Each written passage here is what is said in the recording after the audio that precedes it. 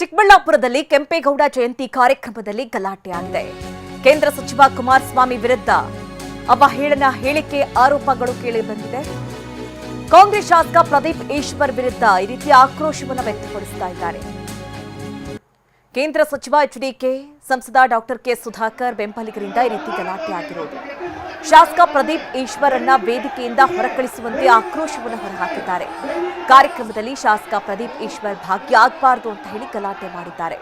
ಕೆಂಪೇಗೌಡ ಜಯಂತಿ ಆಚರಣೆಗೆ ಬಿಡದೆ ಪ್ರದೀಪ್ ಈಶ್ವರ್ ವಿರುದ್ಧವಾಗಿ ಆಕ್ರೋಶವನ್ನು ಹೊರಹಾಕಿದ್ದಾರೆ. ಗಲಾಟೆ ಮುಂದುವರೆದ ಹಿನ್ನೆಲೆಯಲ್ಲಿ ಪರಿಸ್ಥಿತಿಯನ್ನು ನಿಯಂತ್ರಿಸುವುದಕ್ಕೆ ಪೊಲೀಸರು ಹರಸಾಹಸ ಪಟ್ಟಿದ್ದಾರೆ.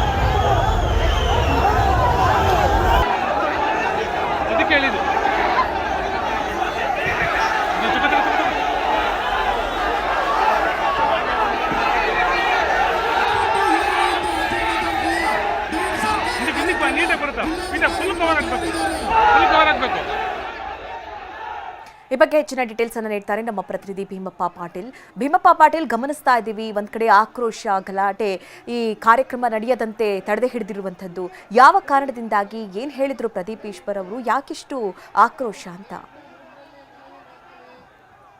ನಾಗರಾಜ್, ಚಿಕ್ಕಬಳ್ಳಾಪುರ ಜಿಲ್ಲಾಡಳಿತದಿಂದ ಚಿಕ್ಕಬಳ್ಳಾಪುರ ನಗರದ ಕನ್ನಡ ಭವನದಲ್ಲಿ ನಾಡಪ್ರಭು ಕೆಂಪೇಗೌಡ ಅವರ ಒಂದು ಜಯಂತಿ ಕಾರ್ಯಕ್ರಮ ಆಯೋಜನೆಗೊಂಡಿತ್ತು.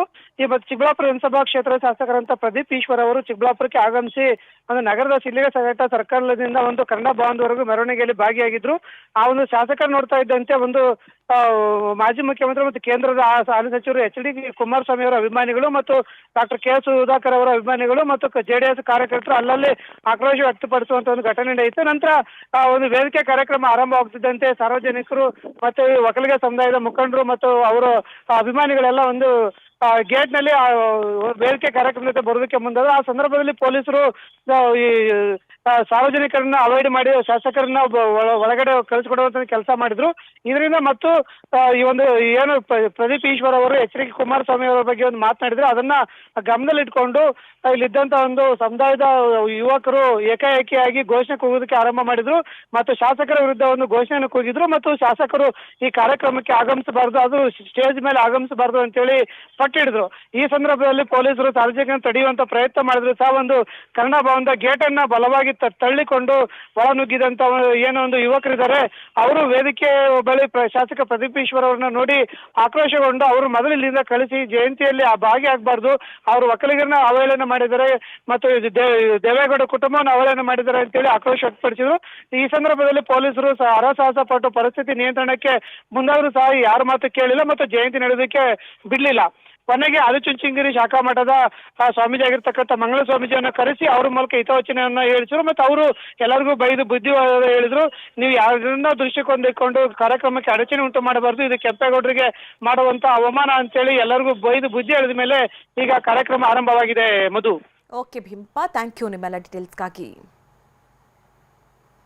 ನೋಡ್ತಾ ಇದ್ದೀರಿ ಯಾವ ರೀತಿ ಆಕ್ರೋಶ ಭುಗಿಲೇಳ್ತು ಅಂತ. ಪ್ರದೀಪ್ ಈಶ್ವರ್ ಅವರು ಆಡಿದಂತಹ ಮಾತುಗಳು, ಕುಮಾರಸ್ವಾಮಿ ಅವರ ವಿರುದ್ಧ, ಡಾಕ್ಟರ್ ಕೆ ಸುಧಾಕರ್ ಅವರ ವಿರುದ್ಧ ಆಡಿದಂತಹ ಮಾತಿನ ವಿರುದ್ಧವಾಗಿ ಇವತ್ತು ಆಕ್ರೋಶ ಭುಗಿಲೇಳ್ತು. ಇವತ್ತು ಕೆಂಪೇಗೌಡ ಜಯಂತಿ ಕಾರ್ಯಕ್ರಮ ನಡೀತಾ ಇತ್ತು. ಆ ಕಾರ್ಯಕ್ರಮ ನಡೆಸದಂತೆ ಆಕ್ರೋಶವನ್ನು ಹೊರಹಾಕಿದ್ದಾರೆ.